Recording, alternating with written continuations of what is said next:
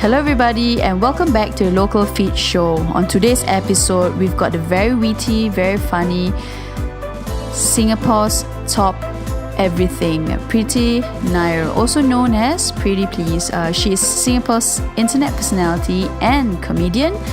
Besides making YouTube videos, she puts up content to bring up and share about topics that matter in her very own unique Preetipls way. She has also dabbled in making rap music. Her titles include E8, Thick and Uru.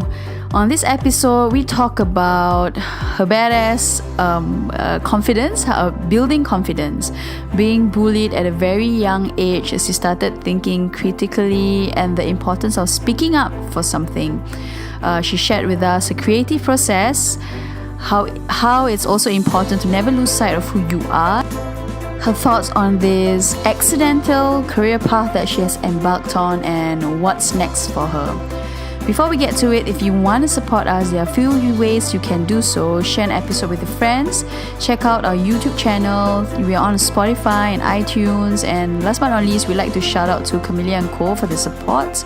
So without further ado, remember, be bold and stay inspired. Here is the one and only Preetipls.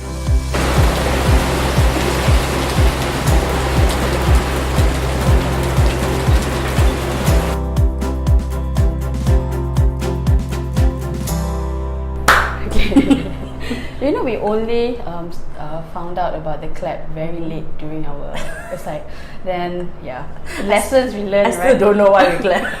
It's for audio, right? Like singing. Yeah. But I just do it because it's fun. Where did you get the clap from her?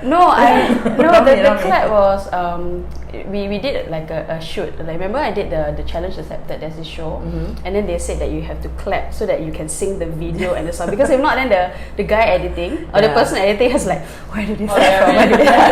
But that's the thing. I always clap for fun on the shoots, but when I edit, I forget about it. So it's like, why? I don't know why I did that. I really don't know. That's pretty cool. Okay. Yeah. Okay. Thank you for being here, Preeti. Yeah, we followed you because we love what you do.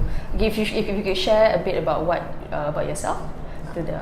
I'm Singapore's top everything. Yes, that's right.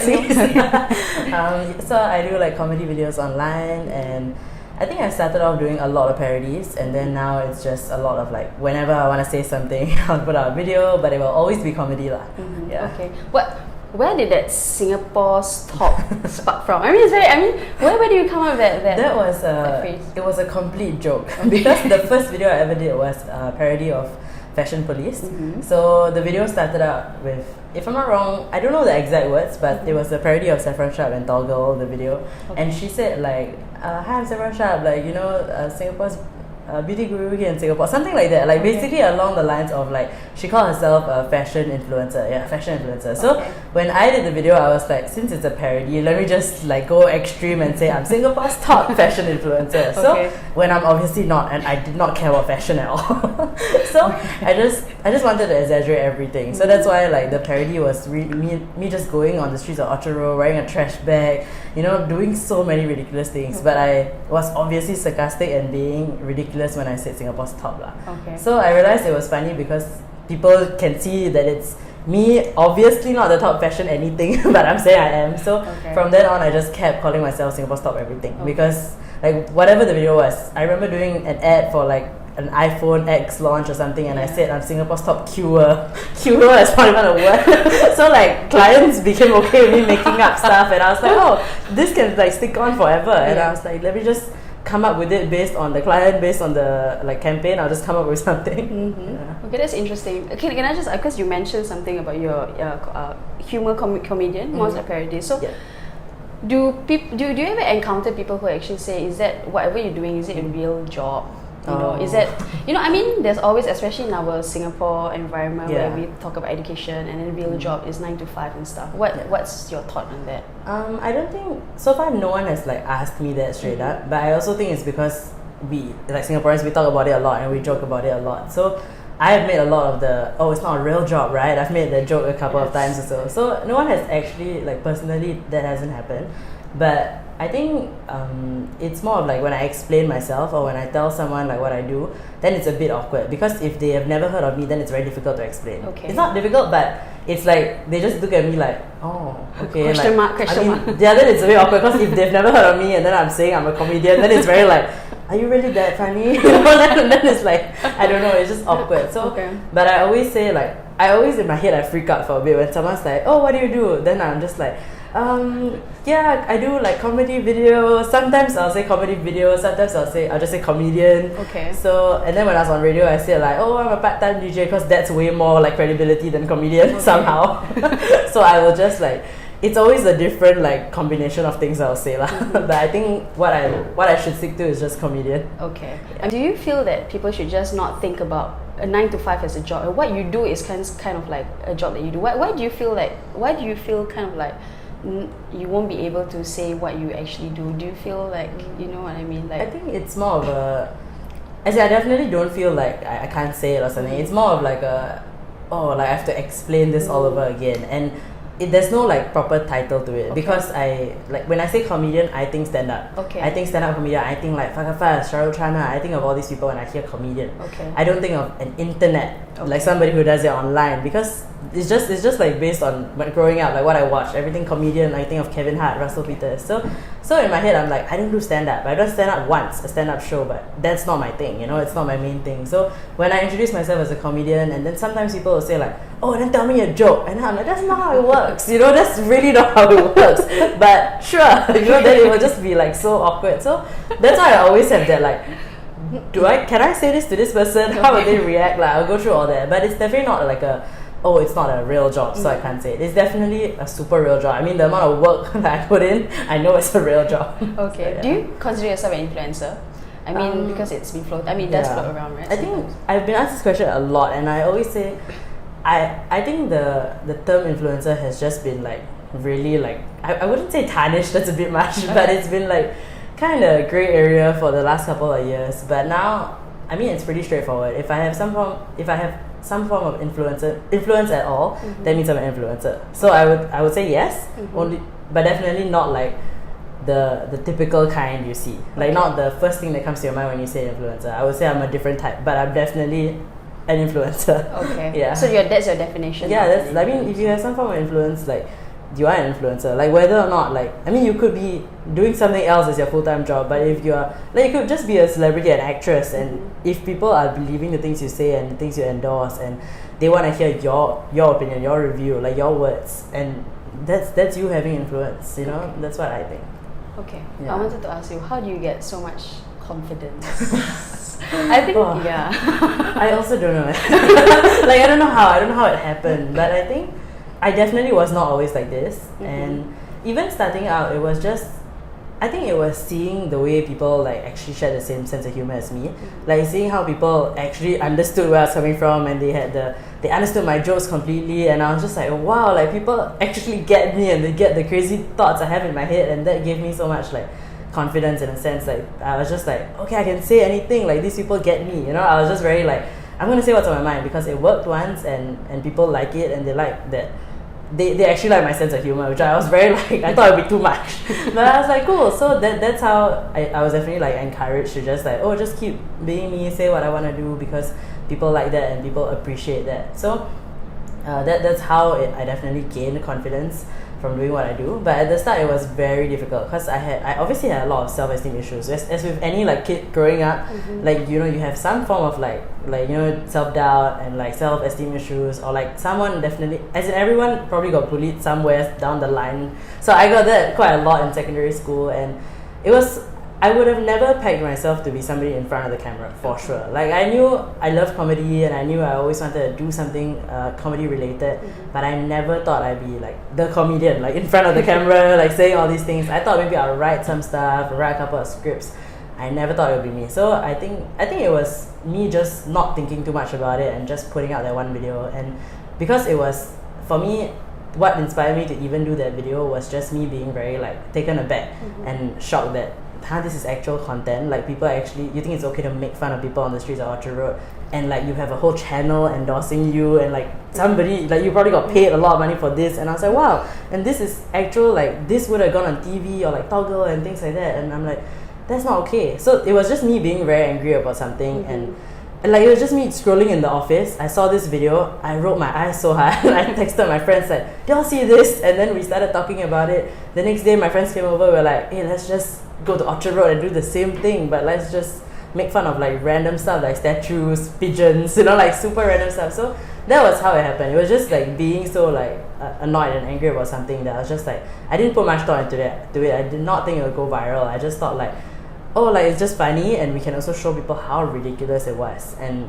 by mocking the ridiculous things like that, then people realize that, oh yeah, technically somebody just did that, and that was an actual ad.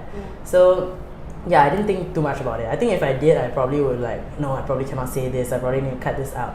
But I did not expect it to go viral. That's why I was like, okay, let's just do whatever I think is funny. And then once it went viral, I was like, whoa, like wow, people actually shared the same sentiment. Like, people knew that was not okay, which was nice, like, because they were all like discussing in the comments, and they were saying like, oh, about time someone like actually spoke up about this. And I was like, that's so cool that everybody thought the same thing. Somebody had to say it. Yeah. I mean, okay, so when you mentioned that you had a lot of like kind of bullying back in secondary school, right? Does that kind of like build the character in you that you got to stand up for something? Because I mean, if that didn't happen to you, I mean, you'd probably be like cruising. Oh, okay, it's another. You won't be so angry about such issues or be angry about such things, right? I mean, does that have an impact on things that you? I would say for sure, because if I didn't get bullied, or if I didn't like face all that at such a young age, I probably wouldn't even think that much about these things. Because growing up, I was just very like, I would say I started like thinking very critically like at a young age, because of getting bullied, because of like all these things that happen around me. And then I was like, wait, but why? And then I realized that I started questioning a lot of things, and then I started realizing that this happens to like every other kid like who looks like me, or like who just is different in a way, like not just appearance, but in the things you like and the things you want to do, or like your ambitions, things like that. So then I realized that it happens all over the world. And then eventually internet became crazy, and then I saw everything happening online and across the globe, and I'm just like, wow, like it's everywhere. And then that's when I realized that here in Singapore, like in a sense of like influencers and people that we have to look up to, there's not a lot of people that look like me or like sound like me. So I was just like there's obviously a space here for me to do something good with my platform, for me to just do, embrace myself, just do what I want to do, and show everyone else who looks like me, sounds like me, who's like been through anything that I have. They know now that you do you can do anything you want to do. Like, really, it's possible. Like, it's surprisingly, it's possible, because I would have never thought like here in Singapore there was a space for like someone like me, like someone who does not look like the rest of the influencers, someone who doesn't sound like them, someone who's just full on doing comedy and not here to like product place anything, like actually coming here to tell you something. Okay. So yeah, I definitely think that if I didn't, I mean, I wouldn't take back any of the experiences I've had, even though in the moment they were horrible and I obviously didn't want to be going through that. But I always say this, actually, like things that go on at home and even like with family, I always tell like the people around me that it definitely shaped me to be who I am today. Because if I didn't go through those experiences, I probably would not have the values I have now, or I just would not, like I probably wouldn't treat people the way I do now. I wouldn't like be this kind, or like things, I just wouldn't be this way, because I've been through things like that, and I truly believe in the whole like treat people the way you want to be treated thing. Okay. So even though like I might hate someone's guts, right, I still would be like, you know what, just live and let live, like let's let it go. Like, I literally am the kind, I'm so surprised that I'm still like this, but I would just be like, you know what, just move on. Like, I will force myself to just, never mind, walk away. Like, don't do anything, don't say anything. Yeah, so I still like I still tell myself all these things, and I realized that it's really because of my parents being that way. It's how my mom brought me up. It's how like I just at home I'm like that. It's like me and my brother argue all the time, and I'm just like, okay, let it go.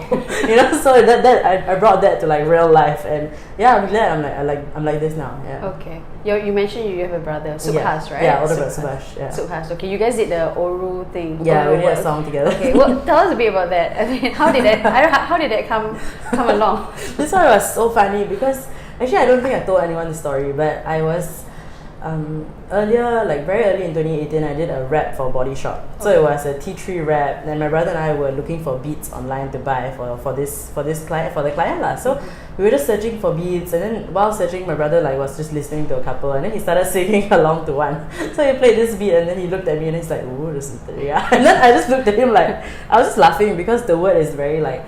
It's something parents use in a very sarcastic and negative like connotation. It's like when you come home very late, then an Indian parent will look at you and be like, "Woo, Sutria, like have you been traveling around the whole world?" Like that's all that is in one word. I know it's a very like long term word, but it just means like, have you been gallivanting? Have you been wandering around the whole Singapore? Like it's just very sarcastic. So when my brother was singing that, I just looked at him and I was like shaking my head like, wow, mom needs to hear this. Like because our mom says this to us all the time. So it was just funny, and then I said, oh my god, we should buy this beat. So just buy it. One day let's make this song. So this was like in May 2018, and I said one day let's write this song, and we actually bought it because they had a 1-for-1. So we were like, okay, free, just buy the one I actually need, and then let's just take this as the second one. So I kept it on my computer for so long, and then like in December, finally when I was like free for a bit, I said to him, actually let's work on that song, let's actually do it, let's just shorten it because nobody's going to like pronounce Woon or Sutria, like nobody can, only a Tamil Indian person will be able to say it, and it's going to be so difficult to catch on or like for other people to sing. So we shortened the word to Wuru, which just means like city, like your nation, your home, but definitely not the same meaning as the full word lah. But we were like, oh, then actually we can make this song about where we came from, like our roots, because the song is called Your Nation, like your city, that's the title. So that's how this whole song became like really my brother and I kind of talking about our roots, and like, you know, we joked about some things like in one of the lines I said something like, they said we descended from money changers. Because my brother and I, obviously, I think with any other Indian kid in Singapore, like somebody has definitely made a money changer joke. Somebody has definitely said somebody has definitely made that reference. Like, and I actually had a friend whose uncle was a money changer, and he also like heard that a lot in school. So I was just like, wow, this would be so funny if they say we descended from money changers, but I know that this money will never change us. So that was the line, and I was like, that's amazing, because that's true. Like no matter what, no matter where we end up or where we go, we will always be the same. Like that, you know, I will always be your sister, you're always going to be my brother, we're here for each other, and nothing will ever change. So, and I think as with like everything that has happened in my career in the past 2 years, I would like to think I haven't changed at all. If anything, I definitely have noticed I'm more vocal. Like now I feel like I can actually speak because people will listen. But other than that, I think I'm same old me lah. Like every time I see my friends, they're like, how are you? I'm like, same old. And then they look at me like, really pretty, you same old. I'm like, no, I'm really like same, like, yeah, nothing has ever changed lah. So yeah, this song was really like important, I felt, because we, like both of us studied Mandarin in school, but the fact that my brother like rapped in Tamil, and you know, we kind of like were embracing our roots here, I thought it was really important, because a lot of people just assume like, oh, you don't speak Tamil, like people think I'm mixed, people always assume I'm mixed. Why like if you don't, because I guess in school, like you need an actual reason to study your mother tongue. So like for me to study Mandarin, I don't know how my parents did it, but back in kindergarten, they like wrote a letter to the school asking if I could study Mandarin. I remember seeing it in my report book, like my dad wrote like a whole letter to my primary school requesting for me to do Mandarin as my mother tongue. But when I asked them, they said that it was better for my future. Exact words, just it's better for your future. And I never questioned it, and I didn't know why, but I definitely did not enjoy the process. It was so tough, like being like, my brother and I are the only people in the family who know Mandarin, so it was so tough. Like when we didn't understand anything, we only had tuition teachers to help, and we went through like I think 10 different tuition teachers because we were so bad at it.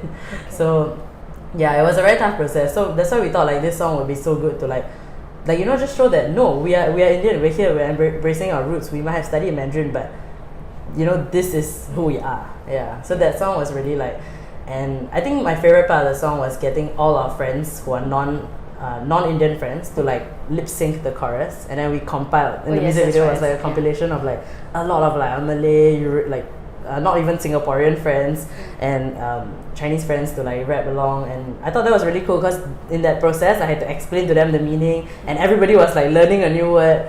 So I thought that was cool to see my non-Indian friends sing along. That's very interesting. I mean, so you and your brother are quite close, man. We're really close. I saw that one interview that you did with your brother. Oh, that one? It was like for Singapore Tourism Board, and then they just wanted to like highlight people who basically passion made possible lah. So people who are like hustling, trying to like make their passion their full-time thing, and they just wanted wanted to feature people, and I actually asked my followers, who do you want me to feature? And then a lot of people commented, like, Subhash. And I was like, yeah, let me interview my own brother. But it was fun lah, because it was my brother, I got to like get away saying a lot of things. Yeah, I'm lucky lah that he allows me to do all that. Yeah, so it's quite funny. Okay, you mentioned Mandarin. You studied Mandarin in school. I saw this video. If you can share with us why you came out with the E8? Oh, E8. Yeah, the story behind E8. I mean, I saw the video, but it's quite interesting. Because I literally got E8 for my O-level Chinese. Okay. So, so I think this was an idea I had from when I started doing music also, when my first song came out, Tick. Like before that, I was already thinking like, okay, I'm definitely gonna do a song that's in Mandarin, because Mandarin rap was obviously a huge thing, because after like Hi Brothers especially, like Mandarin rap was insane, and hearing it already was just like, wow, like I don't know how they do it. And I told my brother, like, it was in like I work with him on all my songs, so I told him like it would be so sick if I rapped in Mandarin, even though I don't think that's possible. And then we were like, actually it's so cool if we wrote a song called E8, because I actually got E8, but in the lyrics we're actually rapping and we actually sound really good, and you don't sound like you got E8, but you actually got E8. And I was like, yeah, that would be cool. So we tried writing the song together, and it was tough. Writing the song was the toughest, I think, because writing in Mandarin is not easy, and rapping in Mandarin is even worse because of the Hanyu Pinyin, and each word has like a different ing, like how you're supposed to say it. So writing it was one thing, but actually rapping it in the studio was like everything that I was saying, I just rapped it to the beat, like how you rap a normal English song. But then I realized that no, that's not how this word is supposed to be. Like it's supposed to go up, and then it was so painful. Like I got stuck on like certain words for like maybe just 20 minutes trying to pronounce like just 2 words in the song. It was so tough, but it was a very interesting process, because after doing like 2 English songs and then going in and doing Mandarin, I was just like, this is no joke. Like I don't know how people do this. I don't know how people rap in like another language, like not their first language for sure. That's tough. But it was a very like I thought it was a really important song to put out, because it was just like, I'm here, like I'm trying to show you that. I think the visuals in the video was really important, because I did like a whole juxtaposition where I wore a sari in Chinatown, and I was just rapping in a sari. So it was just very like, I'm Indian, I'm still embracing my roots. I can be rapping in Chinese, even though I took Chinese as my mother tongue, like I'm still Indian. Like I don't forget that. Like just because I can hold a whole conversation in Mandarin, that doesn't mean I'm Chindian. That doesn't mean I'm mixed. Like people always confuse that, but it's a language. It's a language I took, and it's a language that it's a huge part of me and my childhood here, because I studied that since I was like 5-6 years old. So so as much as like I'm not Chinese at all, it's still a huge part of my life speaking the language. Yeah, so I thought like I was just really glad I did that. That was something I always wanted to do, and I thought how it turned out was crazy. The people I worked with, they made the music video like so insane, like it was so cool. Yeah, so that was like one of my favorite projects ever. It's amazing, because I was like watching, I was like, oh my gosh. And sometimes you do the subtitles different. I was like, it's all wrong. It's like completely incorrect. It's fake news. Yeah, so my whole subtitles are like, so actually this is something people think until today, people think I pay somebody to write my subs. I'm like, guys, why would I pay someone to write everything wrong? Like I can do this on my own. So it's literal, like I don't Google translate anything. It's exactly like my keyboard in my MacBook is literally English or Hanyu Pinyin. So I have to change it. I have to like toggle between either one, and then I'm typing in my Premiere Pro setup. I'm just typing in Hanyu Pinyin, and it's everything that I type is just, I just imagine in my head like, it's exactly how I would say it. Like how I'm trying to explain this to my Chinese teacher in school, and she's just looking at me like, wow, your Chinese sucks. So like it's so bad, because I like even in school, my oral exam, right, like you know how the teachers always tell you, if you don't know the word, just skip. Like in your exam, just play it cool. If you don't know the word, you just skip, go to the next word, and just act like you didn't even mess up, right? That's what they always tell you in mother tongue class lah.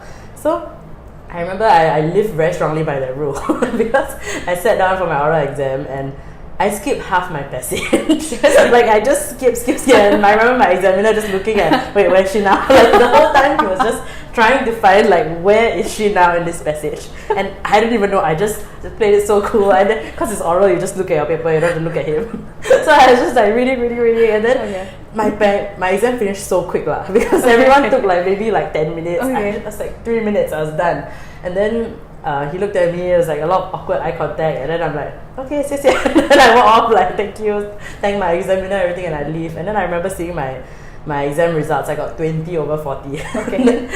He obviously passed me just because he didn't want to fail me lah. But considering I only read half the passage, 20 over 40, that means it's full marks. This is full marks. So that was really good actually. Yeah, but it was so funny because yeah, taking Mandarin at school was really like hilarious. Like my Chinese name was Mei Li. Like, it actually really is Mei Li. Like it's a. I remember for a while in my life, I actually wrote that on all my like exam papers and everything. And then by the time I was like primary 6, I gave it up lah. I was like, okay, this is a bit embarrassing. I was like, okay lah, I don't really want to tell people it's Mei Li. Let me just tell people it's Preeti. I don't have a Chinese name, you know. So I eventually dropped it. Like I didn't want to tell people because I mean it literally is like it's like as if my English name was Preetty, like pretty, you know. So I was just like, wow, I cannot laugh. Very embarrassing. And then my teachers in class, so they will like say my full Chinese name, which is Na Mei Li. And I was like, please don't. So just call me Preeti, guys. And I am the only kid in my Chinese class that will speak in like full English. Like I got away with that. I don't know how. But my teachers, I think everybody was like, okay lah. I mean, she's studying Mandarin lah. Let's just give her a chance. Yeah. So everyone kind of like gave me like a lot of second chances just because I was an Indian kid studying Mandarin. Yeah, it was fun lah. Okay, it's very interesting. So ridiculous. Yeah, your parents had foresight. I mean, yeah, that's what I thought. They really did. Actually, I mean, throughout the entire process, I was really like suffering. Like, but for real though, like in O levels time, I was a bit like worried because I was like, because I was in Sec 5, and for my class we didn't get offered like a lot of subjects. So it was either like home economics or pure geography, and I was like, okay, I'm taking pure geog because I'm just not a home econs kind of person. So I remember taking pure geog, and that's not an option that anybody looks at me and says, oh, good choice. Everybody's just like, why? So I remember like we needed 6 subjects. So if I actually wanted to apply for JC, I needed like to make sure my L1 R5 was below a certain number and everything. So I remember I needed the subject. I needed Mandarin. I couldn't like forego it and just be like, never mind, let me use everything else.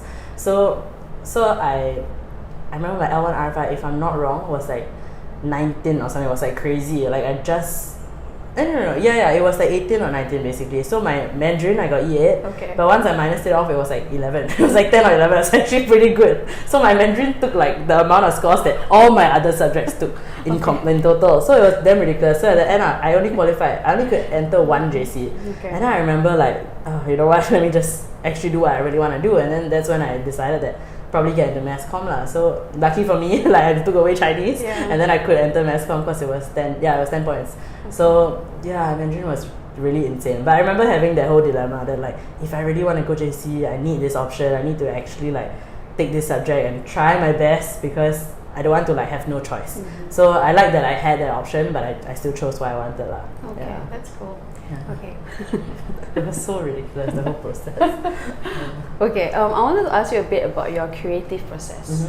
As in, you know, do your videos or the messages that you put across, right, do they have like a deeper meaning or read between the lines and stuff like that, and the creative process behind it? I think because I don't put out regular content, so I put out a lot of topical stuff. So it's really like Chinese New Year, then Deepavali, like and there'll always be videos at this time for me. So I think because it's not like I don't force it. Like I don't say like, oh, every Monday, every Friday I have videos. I just don't like to do that because I don't want to like force the creativity. I don't want to like oh, if there's nothing to say, then don't say lah. That's how that's what I think. So far like all my videos have been, oh, if something happens, I want to parody it, or like something I think people should know, or like we should start talking about, that's when I'll do the video. So I think it's stressful for sure because that means all my videos are very like timely. It's very like something happens, I would have to go immediately start writing something and then have to figure out like when I'm going to shoot this, what do I need, and so pretty much all my videos are like that. It's very like fast, it's very intense, but it's also because it's topical. It's things that I think it's timely, I have to speak about it now.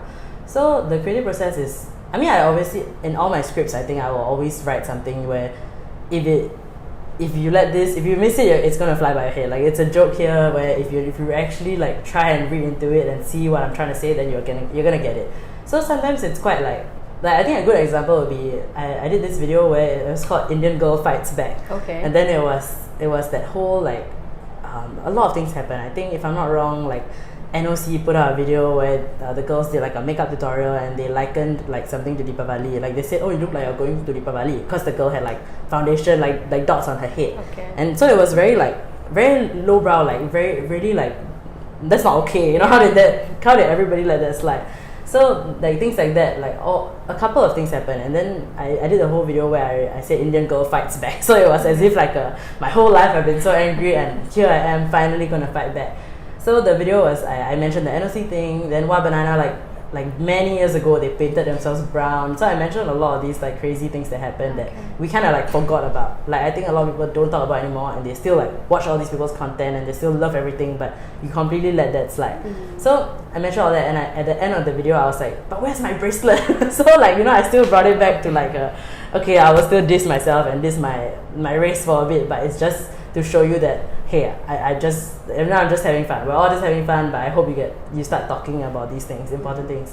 So in that video, I remember doing something that was very, I think a lot of people missed it, but a few people came up to me like, oh my god, you just do that. So when I was talking to the cameraman, so in the video I was like looking at the cameraman and I was saying, Xiao Huang, how do you expect me to react to everything that people do? Like I was scolding him, but I actually decided to actually have a response to everything. So while I was talking to him, I was organizing M&Ms. Okay. So nobody organizes M&Ms. But I emptied out the packet and I was like organizing them by color. Okay. And then all the yellow ones were like at one side. And then I remember looking at the cameraman and saying, I have better things to do. And then I pushed down all the yellow M&Ms. So everybody was like, like that was very ridiculous. So I was saying, I have better things to do, but I'm not doing anything better. I'm organizing M&Ms and I'm pushing all the yellow ones away, which is obviously a sneak diss. It's like it's just comedy, because here I am saying Indian girl fights back, and then I'm pushing the yellow one as if I'm a big racist. So it was just funny, and quite a lot of people were like, you just push the yellow ones away. And then I called my cameraman Xiao Huang, which literally translates to little yellow. Okay. So in my subtitles I wrote little yellow. Then people were like freaking out, like that's not even a real name, that's so messed up. Yeah. So it's those little things. I think mainly I get away with it in the subtitles. So because people like, I mean, when you watch it normally you think like, oh, normal videos, translations, but when you really go and read, it's like, wow, I don't even know. It's really I don't plan on doing it, but when I'm writing, I'm just like, hey, actually, I can make a joke here. Or actually, let me just, like, for example, if I have a video already coming out, but something in real life, like something actually happens, like, you know, a big mothership, like break, like news article, like expose, and then I'll reference it in my subs. So I didn't mean for this video to have anything to do with that, but if you look at my subtitles, it's still very like timely. It's still very like, oh my gosh, she's talking about a thing that just happened. So yeah, that's how I think I would. It's very read between the lines. It's really the subtitles. Yeah, it's brilliant. I mean, if you really catch, because sometimes you're right. It's very fast. Yeah. It's like, wait, hang on. Then we rewind. What did she say? We will laugh at the fact. And then I realized that at the start, right, like my first few videos, there were a couple of people who would transcribe the whole thing and translate. So they were like, there will be one guy in the comments that will write the whole transcription, and then he will translate everything for everybody, and then people will like his comment like, thanks, we needed this. And then some people will be like, I watched it 5 times just to catch. And I'm just like, that's how I get my view. I just do fast subtitles. That's how people rewind. Okay, because I find it's amazing how, because you mentioned you do topics, right? And then you got to kind of think on the spot kind of, right? Because it has come out immediately, right? So I'm actually quite curious. I mean, that means your creativity going up in your mind is like crazy. That means I don't sleep. It's very intense, but I don't really like, I don't hold myself to like okay, you must do this. Like I don't do that, because I know that's when it's definitely gonna stifle your whole process if you do that to yourself. So if I miss it, I miss it. Like if I miss the opportunity to talk about something, or like I don't want to force it for sure. So for me, it's like, for example, the Miss Universe dress. So I remember being in the office, and I was part-timing at MediaCorp back then. So I remember I was early in the office for a meeting. So I had nothing to do. I was really just there. I was like waiting for everybody to hit their lunch break, and we're gonna have lunch. So it was just that whole dress thing came out. Everybody was freaking out, talking about it, and then I'm like, hey, I'm free now. I have a couple of minutes to kill. Let me just Photoshop myself in that dress. So that's when I made the real like Singapore dress, and then it was very like, I put a lot of like headlines and a lot of like topics and things that happened in 2018, because this was nearing the end of the year anyway. So to me, it was like, hey, this is like a nice roundup anyway, like of, as I usually would do like a wrap up video, and I'll talk about all the crazy stuff that happened in the year. So I thought like, this dress is perfect. Like I just photoshopped a lot of like there was like Eden Ang's face there. Like it was really like a lot of the ridiculous and crazy things that happened in 2018 was covered in that one dress. It was just one picture. I photoshopped myself instead, because I mean, I didn't want it to look like I was dissing our Miss Singapore. Like for sure, it was not about that. It was just about the dress. Yeah. So I photoshopped myself wearing it instead, and then I posted it, and people were like, "Oh my god, this is the real Miss Singapore dress! Like this is the real like shade and the things that really happened." And I was like, "That's so funny," because I was free. But if I wasn't free in that moment, I probably would have missed that. I probably wouldn't have done anything because, like, realistically, I just couldn't. And by then, so many different memes, like so many different dresses came out. So I'm glad, like, I did it when I saw it. You know, I had time to. But I mean, it doesn't work that way all the time, lah. Sometimes it's very like, I will think of something and then I'll start writing a whole like.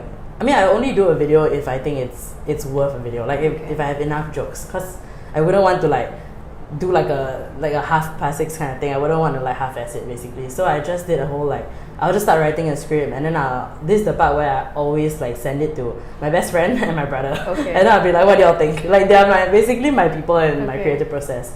So because I think I would think we share like the same sense of humor. We laugh at the same things. They send me the same like things that they think I should be writing about. They're like, oh my god, Preeti, like do something about this. So these two people are like, I will send them everything, and then they would tell me like oh my god, I think you should say this instead, or oh my god, you should shoot this here, it'll be damn funny. So they always have input, and I think that's literally my process. It's just me writing all my thoughts down somewhere and trying to make it like like just make it like readable for someone, and then so that they can comprehend everything I'm trying to say, and then I send it to both of them. If they think that, oh my god, you should do it, then that's when I actually like, okay, what do I need, when can I shoot this? So that's literally how it works. Because if these two people like don't think it's worth it, or like they don't think it's that funny, then I probably wouldn't do it. Because I always need someone else to like check it out first. Because if I just write or do anything I think in my head, I think it'll be really like really intense. It'll be a lot. Yeah. Okay, so that means because sometimes in this world, right, I mean in the creative world or in the influence, like, you know, social media, everyone's trying to create content. Sometimes they force the content, but for you is you feel you just need to get that feeling that okay, it's you know, and then you just put it out there. I mean, because sometimes people chase the followers, but you're creating original content to speak for how you feel towards something, kind of, right? Yeah. In So a way. I think actually a lot of people have always like, I think it goes back to how it all began for me, because I understand the whole chasing the followers thing. Because if I was, I mean, now that I'm in the game, I get why you would need like some form of numbers or like something like that to show your credibility. Because at the end of the day, when you get gigs and clients and things like that, it's really based on your numbers. It's not like, it might not be a personal thing. Like I truly don't care about the amount of followers I have, and it's not I mean, obviously when I hit milestones, I'm just like, hey, cool, like the number changes, like hey, it's a nice number, you know, like things like that. It's like normal, I think, with anyone. But it's not like oh my god, I'm stressing out, I need more followers, I need to do something big, you know. It's definitely not like that. But I think for me, I can say that because I did not start out like doing this to be where I am today. It really was accidental, and it was fun, and then I realized that actually I'm talking about very important issues and things that I wish someone else was talking about. And like, it's the kind of videos I just would love to see, and I would love to comment and tag all my friends and be like, oh my god, like someone's actually saying this. So I'm glad that I'm that person for my followers now.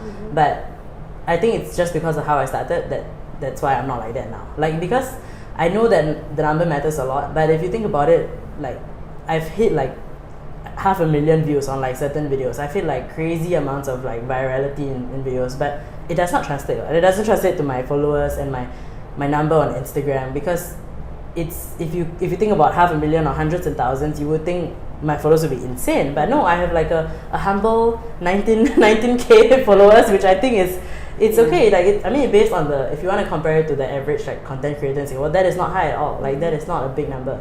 So, but I'm okay with that, because I feel like the amount of influence I have, and if Preeti Please like speaks about something, there's definitely gonna have some form of like reaction or like impact, or like get a conversation started at least. So, and that's okay with me. That's all that matters, because that's why I do what I do. It's because people need to start like realizing things, or like just start discussing topics and like get them thinking and get conversations started. So if I still have that impact, that's okay, because a number doesn't. I don't think you can put that into a number. Okay, so I understand that's your why. I mean, that's the why. I mean, it's very important because that is your why you started in the first place. Oh, that's beautiful. It's inspiring. Okay, okay. I want to touch a bit about because sometimes the topics that you talk about or things that you put out sometimes a bit controversial, right? In the sense, right? Yeah. Do you ever, I'm sure. I'm not sure whether you get like naysayers or people who actually diss the things that you say and stuff like that. How do you deal with that?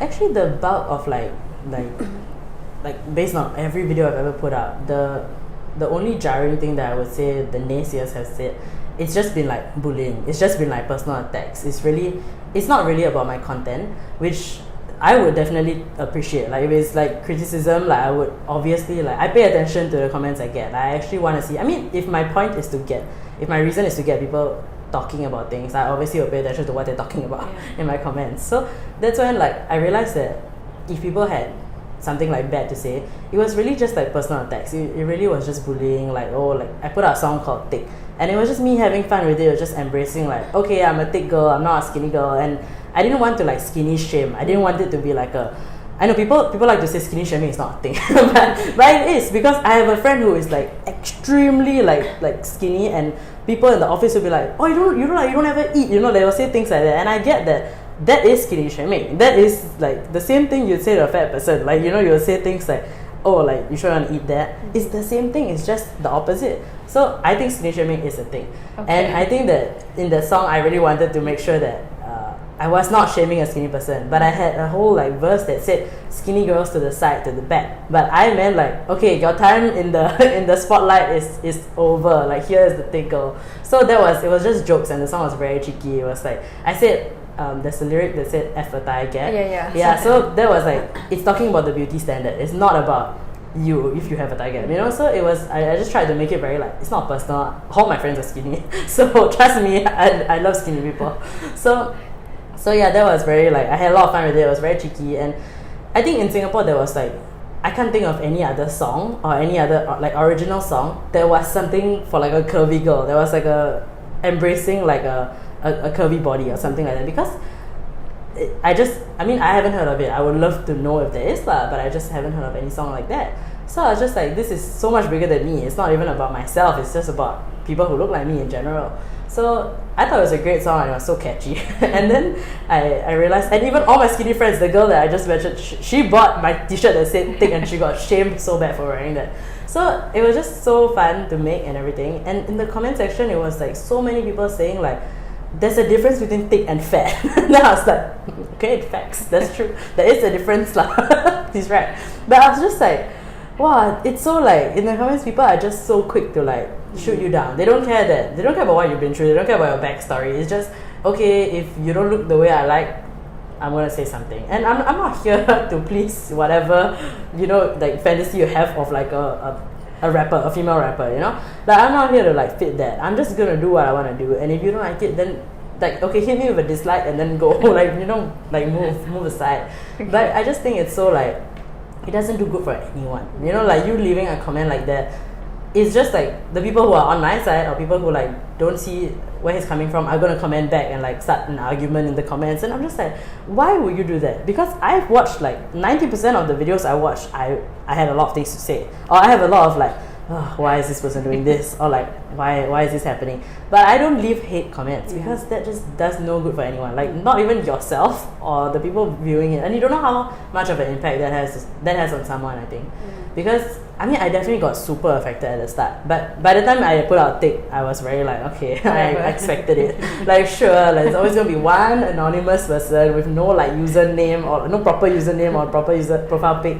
That kind of people will leave you the hate comments, and that's when you know okay, they are out here to actually hate on people. They are out here to actually leave this kind of not constructive criticism on other people's stuff and just put you down lah. So yeah, I would get a bit affected at the start, but definitely by the time Thick was out, I was just a bit I expected, and then I was whatever. And if I could think of a funny response, I would reply back, or sometimes I'll just the comment, just to be okay, noted. It was a very, did not affect me, but I just want to let you know that here I am being the bigger person, because you said, I'm fat. So yeah, so it was just very I'm okay with it already at this point.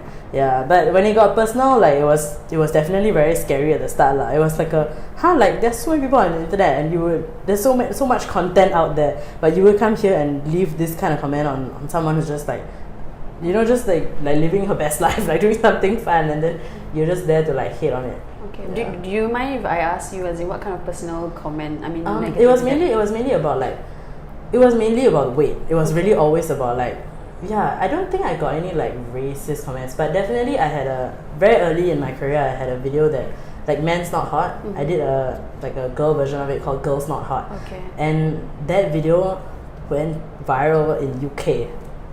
Did not expect that. Don't know how it I mean, because it was a UK rapper. So somehow it just got viral there, and there were so many people from UK like straight up in my comments like, oh my god, like who is this? Like who like literally it was about my race, it was about how I looked, it was like what is she even saying, because my lyrics were completely for Singaporeans. Okay. I made red line references, I talked about like void decks, I said so many, like every line had a Singaporean thing. Okay. Or I shot it at a place where it was super Singaporean. So it was not meant for anybody outside Singapore. Like you're obviously going to see it because it's the internet, but you need to know that this is not for you to understand, and if you don't get it, you don't get it. Yeah. You are the one who doesn't get our references.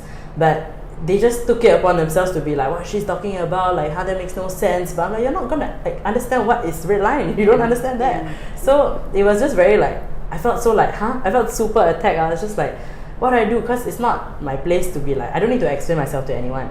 Like if you don't get it, you don't get it. And I know the bad parts of putting yourself out there on the internet. I know the negative impact, and I know like how crazy it can get. So this was like super early in my career, so I was just like, oh my god, what do I do? And I was sending my brother like screenshots of like the things people are saying, and I was like, what's happening? Like, do I respond? Do I just act like I never see? Because when will this stop? I remember thinking, when will this end? Because it got viral on Twitter, and Twitter is very like super shareable, very fast. It's just one like retweet. So that's when I was like, I remember switching off my notifications. I remember doing that, and I told myself, don't check, like just don't check. And that was probably the first time I decided to go offline and like just don't check my phone for it, because I wasn't even getting hate from Singapore. Like Singapore liked the video, like Universal Music like shared it and everything because it was their artist, and like it was actually getting really good response in Singapore. But I'm like, I would love to see the response there, but every time I open up any app, it's like all the hate comes in first, because it was just too much. So I remember going offline and telling myself don't check for a while, and like a few days later, I think maybe a week later, it definitely died down. But it was that random like one or two was still like, I'll get notified about it, and I'll just be like, it would just trigger everything again. It'll just be like, I thought this was done. Yeah, so it was definitely very tough, because I was not like ready for that at the time, I guess. But that definitely made me like way stronger now. Like now if I see that kind of comments, I'm just like, okay, you just have nothing better to do. Like you really have nothing better to do. Like I'd rather you go organize M&Ms, you know? like you really have nothing to do. So you're just commenting. So yeah, now I'm okay. I mean, it definitely sucks lah to get hate comments, but it's just like, whatever. If you really need to get this off your chest, and if I'm the outlet, fine. Fine, I'll just be that person, because I'm on the internet anyway, right? You'll just hate on me, sure. Okay. Yeah. I mean, if someone were to ask you, I mean, cyberbullying is real, right? And then it does affect people in a way. I mean, that happened, and you're stronger than you are today, right? But how does a person, kind of like shut that out? Is there anything that you might, share with them or advise? I think, because I did get cyberbullied in secondary school. So for me, it was definitely at that stage of my life, I did not know what to do. I didn't know, I did everything that I think a kid at that age was told was right. So basically, you tell somebody who is like older, you tell a teacher or tell like a parent or something like that. So I did all that. Like I was like a 14-year-old kid, and it was very weird, because I became a meme before even memes were a thing. Like really, there was this senior in my school, like this Sec 5 guy, I was like Sec 2, and he literally like found a picture of like my basketball team. I was in the basketball team, and he found like a screenshot with me in it, and then he made me a meme, like something that said like, oh, her parents were being so sarcastic when they named her Preeti, something like that, like text on the picture. And I was like, this is just a guy literally calling me ugly. Like he's literally saying she's not pretty. And I was like, that is so subjective. But I remember being like very obviously very scared because I would have to go to school the next day and I would bump into this guy, and even though we're like 3 years apart, we're still in the same building. So I was just very uncomfortable, and I remember my older brother was in the same school, so of course like I told my brother, but at the time we weren't as close like we weren't as close as we are now. So but he definitely did have my back. Like I told my dad and everything, and they like, I think my brother like talked to the guy and everything, but obviously it got worse because a bully is not just going to stop when you tell them to stop. So they're just going to make fun of your insecurities even more. So it was like really bad. Like I remember like playing at the basketball court with my team, and then the guy would like walk past like, don't know, like level 4 or something, and he would like yell something mean, and I was just like shit, like what's happening? I didn't do anything, I'm just a kid. So I remember being very scared. And eventually he graduated and he was out of my school, and that's when I really had nothing to worry about because I felt so much safer. And by then I was already like Sec 3, Sec 4, and then I had like the people younger than me didn't know about it, so I didn't have to like worry about these things too much. But it was very like, I just let it go, I just let time like take its course kind of thing. But then it was so like seeing that online and going home, and Facebook was like just started and everybody was on Facebook at that time, and then it was shared, like it wasn't shared by a lot of people, it was like commented on by a lot of people, and they're like, oh my god, isn't that the girl in sec 2 like class what? And then I was like, like why is this like, why is it funny, you know, why is my name like the pun of all your jokes?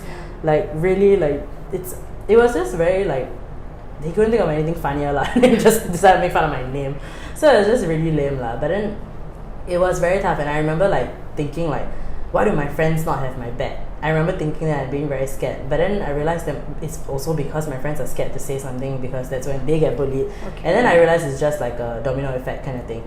So eventually when I got older, like now, like doing what I do, I realized that you really need to speak up, you really need to tell your friends. And I mean, I think it's like, it's kind of like strength in numbers. Like if your entire clique is going to beg you and be like, okay, this guy has nothing better to do, and everyone's just going to stick by you, that's like, it does so much for you. It does so much for the victim, I would say, because it's like, you would think that there's no one there for you. You would think that, oh my god, you don't want to tell your teachers because you're just going to look like that lame kid that complained to the teacher.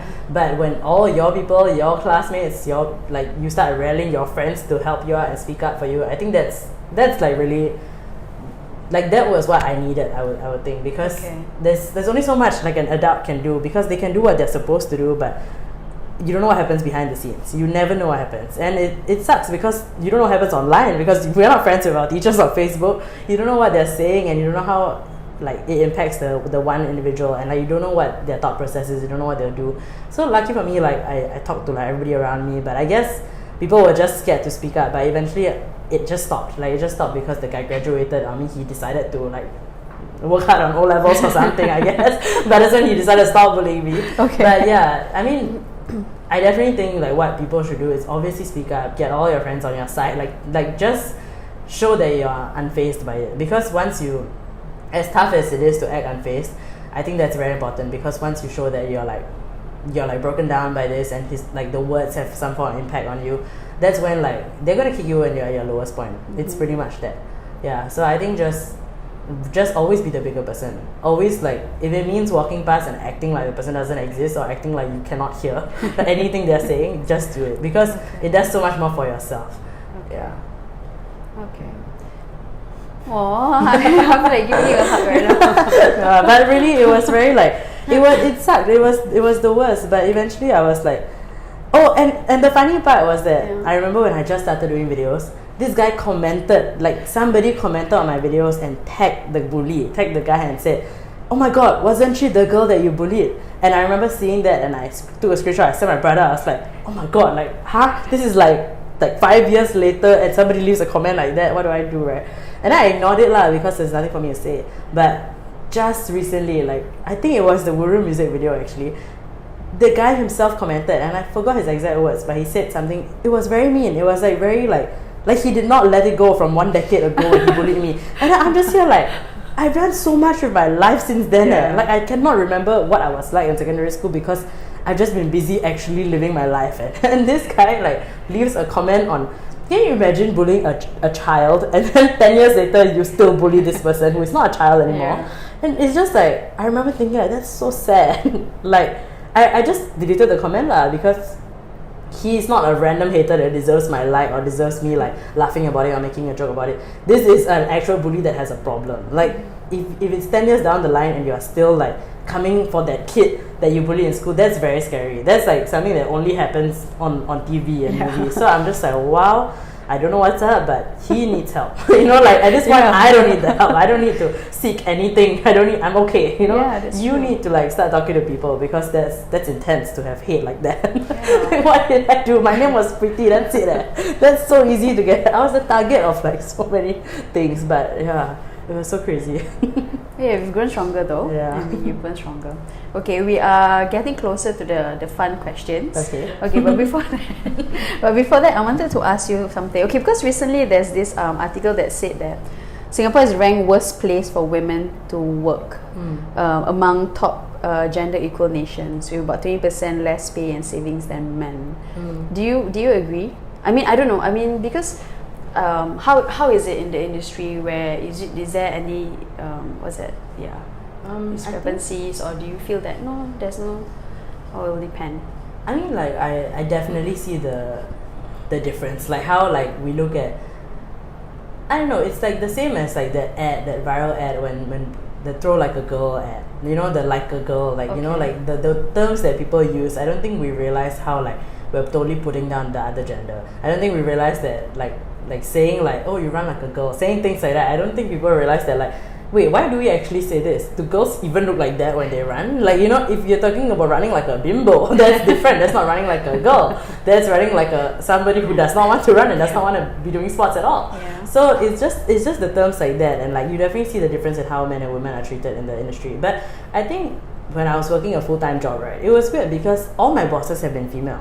Like, yeah, so like I did an internship in Cambodia. Actually, I did an internship, and my bosses were like this French couple. The lady was in charge of everything, and I was like, I've never had a male boss. Now that I think about it, like in MediaCorp also, like at Class 95, it was female boss, and then I worked at 987. It's always been. I mean, okay lah, because there were a lot of restructure. There have been moments where it was someone else in charge, and there was a guy in charge for a while. But the bulk of it, the main bosses I have reported to have always been female. So that's like weird for me, because now that I think about it, like actually there's been quite a lot of like female representation in power like positions.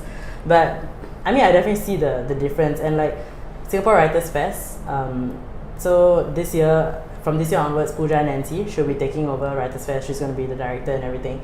And I remember she was asked like, what is it like being the running the SWF as a female, like first female director. I remember she was asked something like that in a Straits Times article, and she said, oh, I'll bring my ovaries to the table. Like she said, I lost it when she said that. I was like, that's so funny, because that's true. Why is it? What's it like being a female? How are you going to do things differently? Yeah, that was the question. How are you going to do things differently as a first female director? And I was like, that is true. Like just because of her gender, she's supposed to do things differently? No, if she was another guy taking over, she should still do things differently. So it was just very, I thought that was so like the way to shut down the interviewer kind of thing. I thought that was so good. But I definitely see like, you know, the way questions are even asked, like, you know, why do you have to put it that way? Because if you're new at all doing this, you should be bringing something to the table. It shouldn't be because of my gender, because I'm female, I have something to prove. It shouldn't be like that. And I think it's definitely like society has definitely made it a case where women should feel that way. We should feel like, okay, you know, I'm the first female to do this, let me just switch things around, let me show them a woman can do it, when actually anyone can do it. Like, you know, it's just ridiculous that it's come to that point. But I think that's probably one of the examples like here in Singapore that I've seen for myself. But definitely like online, like I watched so many compilation videos of like celebrities like shutting interviewers down, of like talking about like, you know, like, oh, you know, you look so good tonight. Like there's a viral like video of an interview saying to Taylor Swift, interviewer saying like, oh, like your legs look so nice in this dress, I'm pretty sure you'll be going home with so much more than awards tonight, like at an award show. Like, and then she looks, just like, what am I gonna go home with? She's like, so many men, like she said something like that. And then Taylor Swift was like, I'm not going home with any men tonight, I'm going home with my cats, and I'm gonna like be hanging out with my cats tonight. Like she was so pissed. And I'm like, yeah, like that's not okay, because you would not say that to a guy. You wouldn't say like, oh, like you're gonna bring home a lot of chicks tonight. Like, you know, an E-News interviewer saying that to a guy, that's inappropriate for sure. But saying that to a girl is somehow okay. So it's just like, I mean, in like Hollywood itself, it's insane. And like the whole like realizing that men get paid way more than women, like that's just like, whoa, that's so ridiculous. And I mean, I definitely love that the conversation has happened. Like the whole 2018, people spoke out about so many things. Yeah. And like 2018 was really the year of realizing things, as Kylie Jenner said, realizing things. But yeah, I definitely like that we are bringing this conversation here in Singapore, and like we shut interviewers down if they're gonna ask us like sexist questions. So yeah, I think that's important to keep speaking your mind. Like don't just answer it because you're like, okay, I gotta seem professional. You know, like if you need to say something to get a point across, just do it. Okay. Hang on, before that I want to ask you something. In this, I mean, I don't know whether you have someone that you look up to or someone that you kind of like are influenced by. Is there anyone in particular? That's the thing. So I think at the start, like people always ask me like a comedian I looked up to, or like who do I watch also. But I watch so much. Like I don't really watch like stand-up comedians, but I watch a lot of like sitcoms. I watch a lot of like funny shows in general. So I really like Kat Dennings. Okay. I really like her from Two Broke Girls, and there's like so many people I watch. I mean, I definitely love Brooklyn Nine-Nine. Like I love comedy. The Office humor is like probably my favorite kind of like humor that I've seen in a show. Okay. And Parks and Rec, like the Amy Poehler, Tina Fey, like those people I think are just hilarious. Like anything they write, they don't even have to be in it. Like anything they write has been amazing. So I think all these people like are the people I look up to like in Hollywood. But like here, I guess I would say people like Pooja Nancy, Shahrukh Chana, like they're so funny and they're so real, and like every time Shahrukh does I did Happy Ever After and she was on the lineup, right? Yeah. In rehearsals I would still be laughing, and like I've heard the same thing like 10 days in a row because of rehearsals, but I would still be laughing. Like they're just so hilarious. And yeah, I think she's amazing, and she's doing like a show for International Women's Day. Like she's doing a stand-up show then. So yeah, I'm gonna go catch it, and I'm very excited. Okay. Yeah, so I think these are people that in Singapore I'm like, oh, you're hilarious, and I love that they speak their mind. Okay. Yeah. I think speak okay, because that's your personality. You cannot speak out your mind. What's next for you? I think this year I definitely want to do my own web series. Okay. So I don't think I'm gonna do like I really think I cannot act. So I've told everybody this, I really cannot act. And have you tried though? Have you? As in, I've been to auditions before, I never got the role lah. So I think that says like I really cannot act lah. No, but I always tell people like I can write my own nonsense script and I can act that out, because that is really me. That is just an exaggerated me. So I can act that. Like I can act this ridiculous pretty please character. I can play it anytime because it is everything in my head. But I cannot play like an actual role where I have to be a teacher or I have to be like something like that. It's so tough because I'm like trying so hard to like break out of this. Like I think it's very tough. But I've never actually done like I'm on set and I'm actually part of a show. I've never actually done that, so I don't know how it would play out if I do that. Okay. But that's why I always like, even when with my own web series, I want it to be very like, it's very real. It's like a bit of reality, kind of like more than, it's definitely more reality than a scripted like, okay, like web series, I'm playing a role, I need to hire like other people to act with me. It's definitely going to be more reality, and it's more just me doing like crazy stuff kind of thing. Okay. Yeah. Is this your side hustle or is this your full time? Yeah, so it's gonna be my main. I mean, so far like Preetipls has always been like my complete main thing for like the last 2 years. But just that radio was my part-time job. So now that I'm no longer a radio, I think now that I have a lot of my nights free, it's good because I stay up late. Like I don't work early, I work very late. So that's good because I just spend most of my nights like editing and writing. So I think I'll probably like write like the first 3 or 5 episodes, and that's when I can start rolling things out, because I want to have more than enough. I don't want to be like write already and then I have to like freak myself out into like, oh my god, I need to write the next one. Yeah, so I'll probably just plan that all out properly and like launch it this year. Okay. Yeah. Okay. I mean, sometimes this question sometimes pops up. How do you support yourself in that sense? Because this is your main gig, right? I mean, people are curious as in, I mean, you don't have to tell your full secret, but you know, like snippets and nuggets of like, you know, how do you kind of like sustain or survive if that being your main gig? Yeah, it's super like, I mean, it definitely was very tough at the start, because I like basically my brother and I, we're like the sole breadwinners of the family. So it's tough because my brother just graduated from school last year, so he only started working a full-time job like in the last couple of months. So for me, I've been doing this full-time since for the last 1.5 2 years. So I've been the one that like had to like, you know, like cover all bases kind of thing. Like it was very intense and it was very tough at the start. But I remember before actually leaving my job to try to do this full time, I remember having this conversation with my family like, okay, are y'all okay if I try to do this? But I remember also saying, if it doesn't work out, I'll go back. Like, I'll go get a job. I never did this to like, okay, if it doesn't work out, I'll keep like making sure this happens. I was really realistic about it. I was just like, if it's not gonna work out, I know I need financial stability. I know we need to pay rent. We need to cover all these things. So I would still I'll go back and get a job. And I remember having a conversation with my boss also, and she was so open to it. She was like, yeah, anything, the door's always open. If you ever need like, if I'm always going to be here supporting whatever you do, but like if you ever need to like come back, if you ever need a job here, there's always room for you. So I had a lot of supportive people in my life for sure. So that gave me a lot of reassurance to like, just okay, I'm gonna try this and I'm gonna give it my all, and if it really doesn't work out, no shame, I'm just gonna go back, and you gotta pay the bills, you gotta do what you gotta do. So but I think the one thing that I stuck with really strongly is I'm not gonna sell out.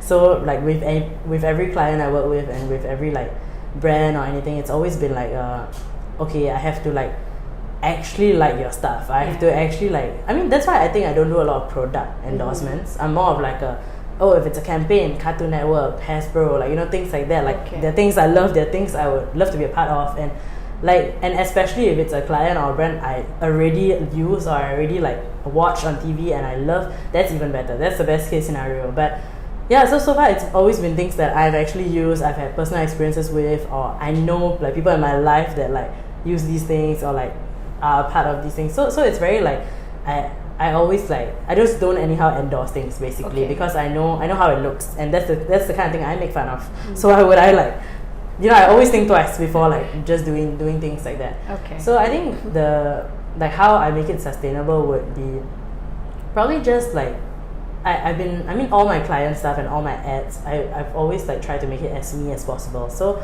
even in my scripts, like even in my edits, the way I edit is I always try to like keep it completely me. So when it's things like my subtitles, it's things like that. If a client like is like, no, we don't want that, like we cannot, it's saying like really wrong things, so we cannot, then I'm like, no, I can change it out. Like I'm writing the sub, so let me know like what's good, let me know where the boundaries are. I will definitely like cater it to you, but it's not gonna be taken out, because that's like basically like a brand guideline. Like if you're gonna work with me, all these have to be in the video. Like you have to know that this comes with ridiculous subtitles, and I get that in my subtitles I always get away with saying a lot of things, but I know that when it comes to a client, like, okay, tone it down, don't just say any ridiculous joke. Like, don't say something like specific to the brand, or like something specific to like a joke that I can make here that is like that the client will appreciate. It's something that makes sense for them.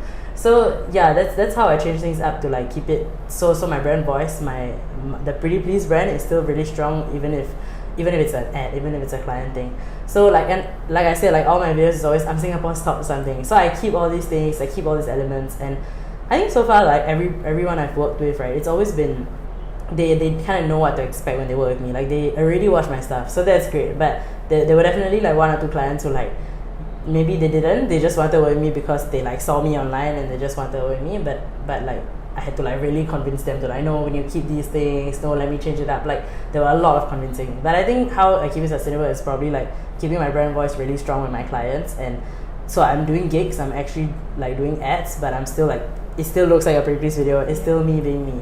And all these things, like amidst all the ads and all the client stuff, it's just me like putting out content of my own. Like recently I did an interview with my mom. So it's like things like that. Like it's like people want to see this because they love my mom so much. Like people even comment on my videos like, I'm only here for Mama Sarah, not here for you, but you do. Like people still leave comments like that on my stuff. I'm like, sure. So like it's things like that. Like I will still want you to like, like get to know me, like know my mom. Like she has so much fun with these things. So yeah, that's how I keep my brand voice like still strong, I would say. Yeah. Okay, cool. Okay, this is the fun stuff. This is the real fun stuff. Okay. Okay. What's something most people don't know about you that you're really proud of? At the start, I would say Mandarin, but now everybody knows. That was my secret. Okay. What am I really proud of? That's a good question. I guess. That's really that stumped me. No lah, but I think for me, I would. A lot of people assume that. I think to do a career in the creative scene at all, a lot of people assume that you come from money. A lot of people assume that like life has probably been like really like, I mean not easy, because they know like a lot of people come from struggles, that's why they've lost it also. But I think people assume that like, you know, you have to be well to do, or like, oh, everything's free, right, everything's sponsored, right? Like people always say these things to me, even friends, like they just joke about it, but I'm like, that's not true. I mean I'm like, we still like, I would think we live a normal life, just that some products are free, like makeup products and things like that, but it's not like the life of glitz and glam, like people think that. I'm like, no, like you need to see me on a shoot, you need to see me carry equipment and like run around and like try and get cabs and like rush to the next location. You need to see that, because that's where you see the real like how it's like in this industry, because everyone on shoots is like insane. I've heard, like I've worked with other people, so I've seen like we all are just hustling like crazy, and like, yeah, it's just so insane, and like staying up till 5 a.m. working on edits, doing all these things, and like, you know, that's why when people say things like, oh yeah, who do you hire to do your subs, I'm just like, it's me. Like, you think I'm just balling out to like, hey, okay, one person does my subtitles, another person does my edits, so you know, like, no, like it's really all me. And like, that's why I think that's probably an assumption that like it's completely wrong. It's not like, it's really not a glamorous life. Like, I mean, I guess because like we attend events and things like that, people think it's like, oh, it's like very fancy, but it's really not. You should see me just like I'm so like chill. Like, I'm really so like chill.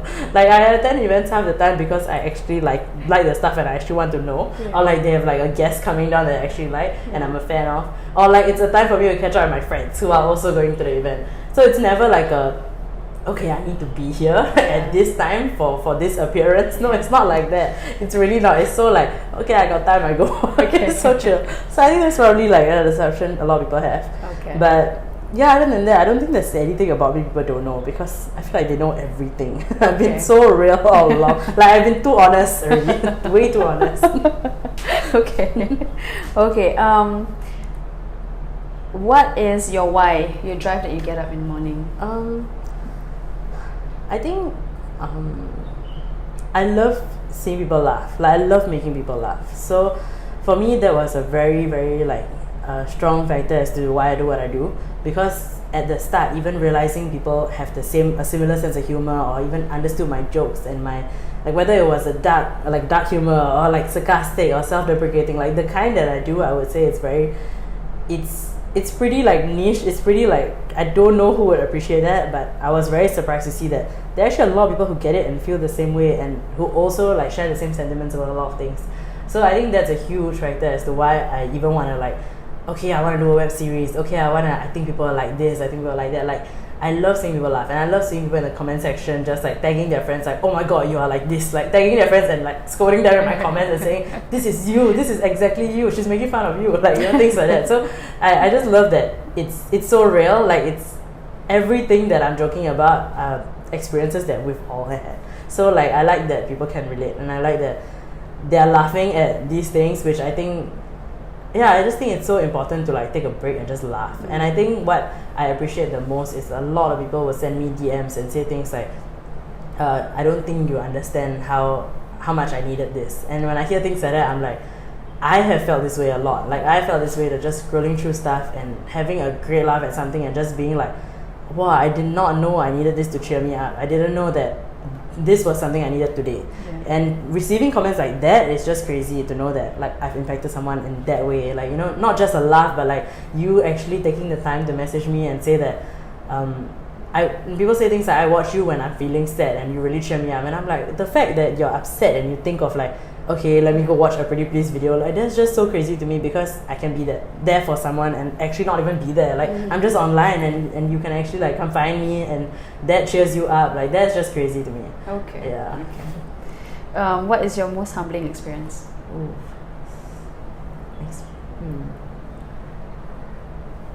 I would think that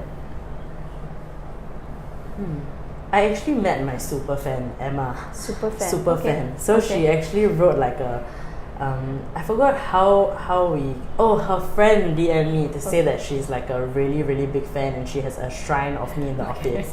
So I didn't know what to expect when I heard that, but that's when I started to see like a lot of DMs and a lot of pictures, and then I realized that there's this girl Emma who actually tags me in a lot of like she would like parody like something I did, and then she would like comment, and then she would quote me on something, and I'm like, I would notice her a few times, then I realized this is the Emma that people are DMing me about. Okay. So one day there was an article on Mothership that said super fan, like Preetipls super fan, like hopes to meet Preeti on her birthday or something like that. And I was like, this is an actual, like, she actually likes me this much, like nobody likes me this much. I was like, are you kidding me? So I remember actually, like, I think her friend emailed me. So like she has super good friends lah. Like they all like try to get me to like come by and like say hi. No, they just wanted me to like, I don't know, like probably say happy birthday or something like that. But that's when I was like, oh, I'm free, let me just go by. And then they didn't expect me to like be so like actually drop by and say hi, but I'm like, I mean, sure, I have the time and she likes me this much, I need to meet somebody who actually likes me this much.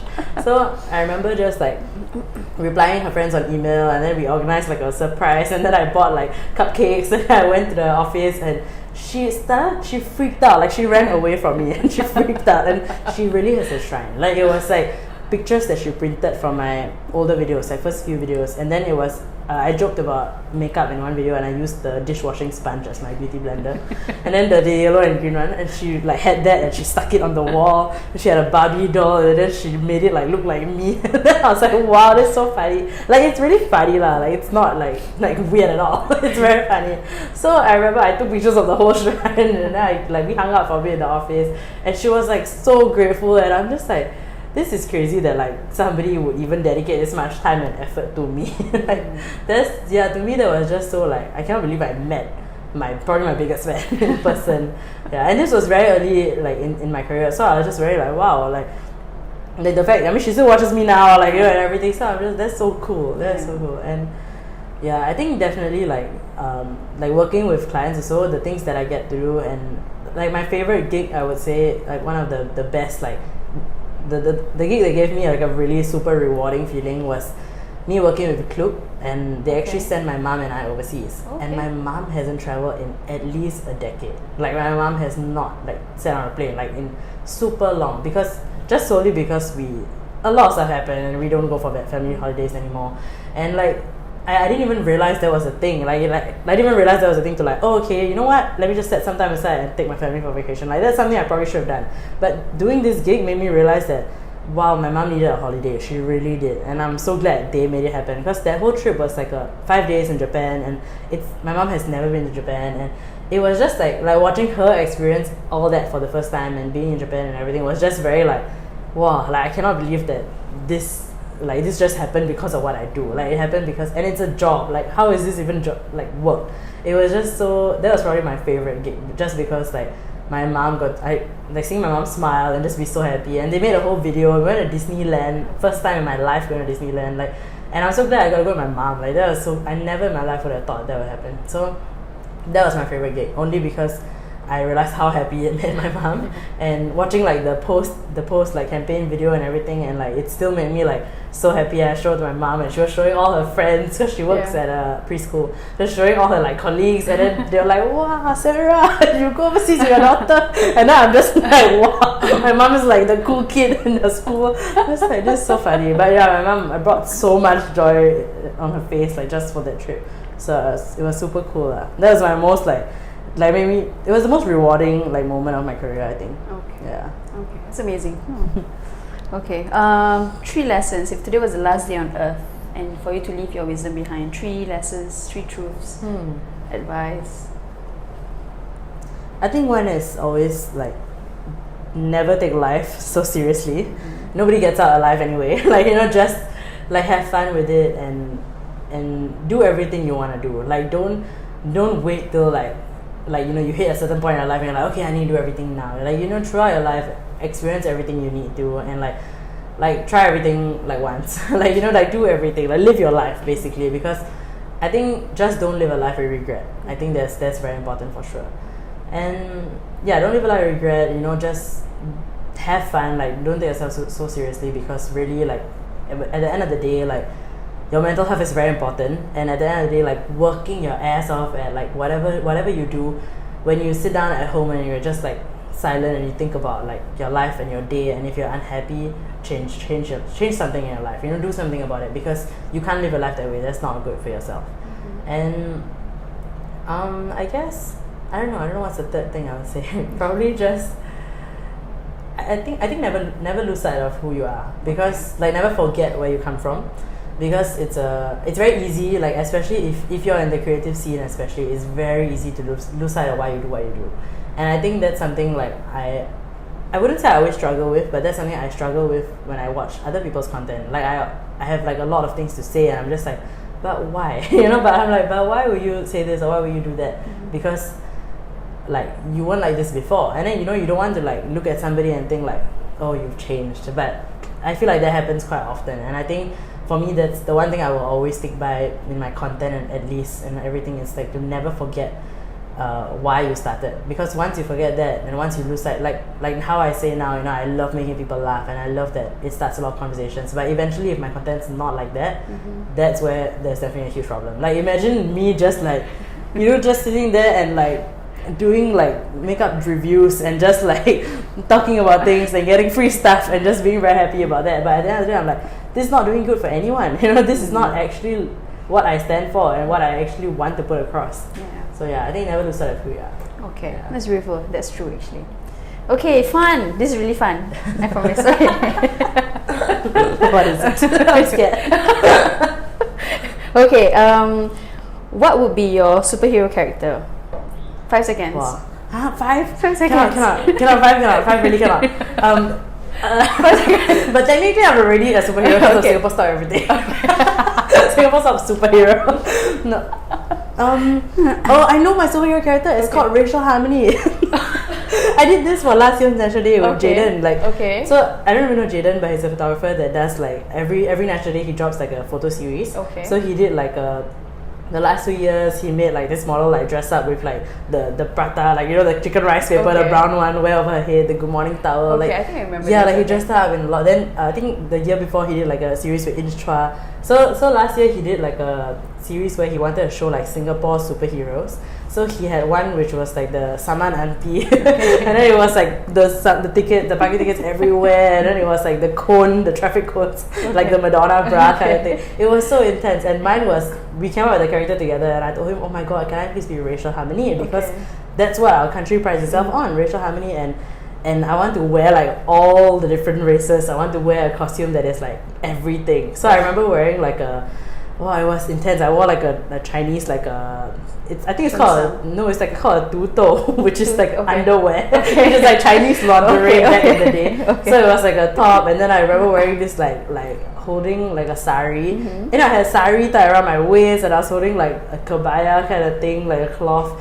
And then it was just so like crazy. And then my necklace was the saucepan for like soya sauce for a Chinese restaurant. That was the necklace. And then I was holding a feather duster. It was just so crazy. And then we called it Racial Harmony. And the whole the design of the whole poster was like Chinese textbook where they show all the students bowing. It was just hilarious. So that would be my superhero. I'll bring all races together. Okay, cool. That's a new superhero. It's quite cool. Okay, you asked this before. What's the creepiest thing you'd say to a stranger on the street? Hello. I don't know. Let me think. I'll probably say creepiest thing. Yeah, okay, creepiest thing would probably be like walk past and then whisper 7 days. Like that's really creepy. Oh, that's so creepy. 7 days. Wow. I think you're scared the shit out of the person, It's like, what's 7 days? But maybe in Singapore it's even creepier of you. 8 days. That's really creepy. Oh my god. I'm tearing. Okay. Okay, what's the creepiest thing you would say? Really 8 days. 8 days. I whispered 8 days. Okay. Then they don't know if I'm talking about a magazine or like something's gonna happen in 8 days. They don't know. Okay, that's interesting. Both are creepy though. Yes, that's true. Okay, your spirit animal. Oh my gosh. Spirit animal. Okay, this one's super like, I think everybody would agree with me, but I would say dog. A dog? Really? I'm so like, I'm like a crazy like happy dog when their owner's home. Yeah, really, I'm exactly like my dog actually. It's so weird. It's supposed to be my dog. It's like me, not I'm like my dog. But yeah, no, but like that whole like how you would describe a dog, I would like to think I have the same characteristics. And yeah, I think dogs are like the best thing that has happened to me. Like personally, yeah. Okay. This or that, okay? Benjamin King or Joaquin Gomez? Oh. Joaquin Gomez, because there's a lot of history there. Okay. I mean, I voted for him. There's a lot of history. Okay. You want to share more with those people who don't know the history? Oh no, maybe not. Oh, you mean Ben? No, I Oh, mean who? By Story of Joaquin. Yeah, by Story of Joaquin. Oh, right, Story of Joaquin. So when I was 18 years old, how old was I? Primary 6. I was 12. Joaquin was 18. He was on Singapore Idol, and I was like, oh my god, this guy's so cute. And then I spent 60 cents to vote, and then my mother scolded me. But then eventually I realized that basically my parents and Joaquin's parents go way back. Like my parents know his dad and everything. So I remember I wanted to vote for him. My parents were just like, hey, he's our friend's son, and I was just like, come on, man, don't lie, don't try to get cool with me and act like you're in on the crowd. Don't try to be like, just because I say he's cute, then you say you know him. Yeah. Then so I didn't believe my mom, and she wasn't lying. So basically, eventually I started working at 987. Joaquin and I actually met, and I told him, hey, I voted for you, and then we laughed. It's like an inside joke that we laugh about it all the time, but there's no shame. I'm not gonna lie, I'm very super honest. So we make jokes all the time, and eventually, we put a whole narrative where Joaquin proposed to me. It was all funny. And then he came to my house last Diwali because I invited all my colleagues, and then he was there, and my parents literally pulled out their wedding album and found Joaquin's dad. Okay. And I was just like, wow, why we do all this? Why? Why would you do this and embarrass me like that? They whipped out, and the wedding album is not like a normal album. It's a massive album, and then there was a picture of Joaquin's dad, and my parents taking pictures, and it's like, see, yeah, we know him. Then I'm like, okay, so what? So why you gotta do this in front of everybody? And then Joaquin took a picture, sent his dad, and then we realized that, okay, my parents weren't lying. But yeah, that's the history. Voted for him, realized our parents are friends, and then now we're friends, so that's cool. Okay, it's meant to be. It's meant to be. Okay, what is the craziest thing that you like to do now? Craziest thing. Last one, last question. Craziest thing. Have 8 hours of sleep. No. When was the last time you had 8 hours of Don't sleep? remember. Seriously? I really don't remember. Hustle. But no, I think it's also just because I sleep. Yeah, I just like to sleep very late. I just am more productive at 3 a.m. I don't know why. So I don't know what's the craziest thing, but the craziest thing that I'll do now, right? At this present. I really don't know. I think probably just not replying my email. Probably just going offline. Okay. Going offline would be the craziest thing actually. Okay. I mean not just on Instagram. I mean if I disappear for a while, I think that would do so much for me. That'll be so good. Okay. But I think that would be quite crazy. I think people would be like, wait, is she really not saying something stupid on my feed today? Where is she? I think people will actually wonder what happened. Okay. Yeah. Okay. Okay, last one. What do you want to leave behind? Your definition of legacy. I think I want to. I would like to be remembered as someone who always spoke her mind and actually got a lot of important. Got people to start talking about a lot of important things. So whether it's about, I think I talk a lot about race, but I think that's something that's really I really need to talk about because I have a lot of personal experiences about it. So I think I definitely want to be remembered as somebody who got a lot of people talking about these things that we needed to, and also was a form of relief and just somebody that people actually look forward to seeing at the end of the day, or on a tough day. It was someone that they actually oh my god, let's watch a previous video, let's just actually unwind, let's watch a compilation of her stuff, I love that people do that, and I think that's definitely great. The fact that I can still make people laugh, the fact that everything's on the internet and it's there for the rest of my life. I love that it can always be there whether I'm around, yeah. It's a beautiful legacy. You're an inspiring person, truthfully, because you speak your mind, which is very important nowadays. Yeah. Okay. How can we support you? Your website, the things that you, Instagram. I just put out a new T-shirt yesterday. Okay. So it's called So I don't know if you saw, but it was pretty viral. Mothership wrote an article about Taobao, or Q10, if I'm not wrong. They wrote they have a new T-shirt called "Yes, It's Because." No. Something Is it Chinese. because I'm Chinese? Okay. And then they did a variation called "Is it because I'm Malay?" and "Is it because I'm Indian?" And I'm just sitting there yes, it's because you're Chinese. The only reason that video went viral is because you're a Chinese girl who said, is it because I'm Chinese? Because nobody, you're the majority. You should imagine in America someone saying, is it because I'm white? It's the same, like it's the same logic. It's just like, it's not because of your race. You don't know about race. Like you have never had a race like struggle, so relax. So if anything, you've had too much privilege, which is, if you bring it into Singapore context, it's like, it's pretty similar, like how we always joke about Chinese privilege. It was such a Chinese privilege thing to say, is it because I'm Chinese? Yeah. So, and if the driver wasn't, like if he was Chinese, he would never say that one. Like, you know, it's just so weird. So, yeah, and I thought it was hilarious to like just be like, yes, it's because you're Chinese. So I made a t-shirt called, yes, it is because you're Chinese. Okay. And I put it out yesterday. So I have like a bunch of merch and it's all very like, it's all my song related. So there's Stick t-shirts and then there's Meili t-shirts from my E8 song.